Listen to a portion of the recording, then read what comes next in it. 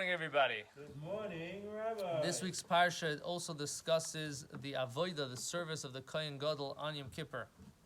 Different garments he would wear and service that he had to do. So, one of the things that's mentioned about the Kohen Gadol is that he would change certain garments for certain parts of the avodah, different parts of the service in the Bet HaMikdash in the temple on Yom Kippur. He had a set of clothes that were made out of gold thread, and he had Bigdei Lavan, clothes that were white. And it's brought down. The Gemara says, based on the pasuk, it says, "Pasha das Bigdei Abad." He would take off the white clothing that were made out of linen, and v'yinicham sham, and he would leave them there. So the Gemara says, what does it mean he would leave them there? Melamed, this comes to teach us, shetu'unin gniza. This set of clothes, this white pair of clothes that he wore on Yom Kippur was put away. It was never used again. It was a one-time use. And the next year, even if it was the same Kohen Gadol that would be doing it, the next year, they would have to sew him and give him a new set. He couldn't take the set from last year that he put away. That was it. That was a one-time use, and that was it. So, question is asked, why? What's the reason for this? And one of the explanations that are given on a Kabbalistic level is that the idea of Yom Kippur and what the Kohen is doing is to find atonement for himself, for his family, for the whole Jewish nation. So the avodah, the theme of Yom Kippur is tshuva, is repenting. And what's the concept of repenting? That a person changes himself. He's not the same person. Whatever I did, whatever my history is, whatever I messed up this year, I'm taking upon myself now. I'm doing tshuva, I'm repenting, and I'm changing, and this is, it's not me anymore. I'm not that person.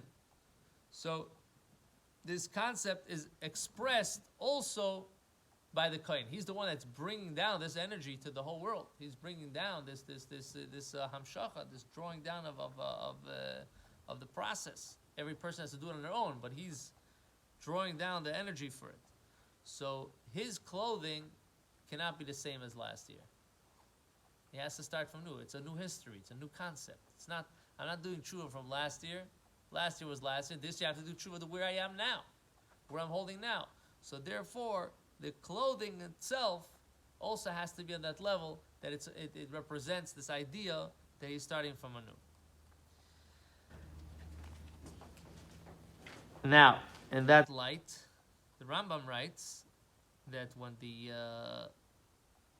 the person does tshuva, there's something called vidui dvarim. You have to express it even with your mouth. You have to say words. You have to verbalize it. You can't just think about it in your heart.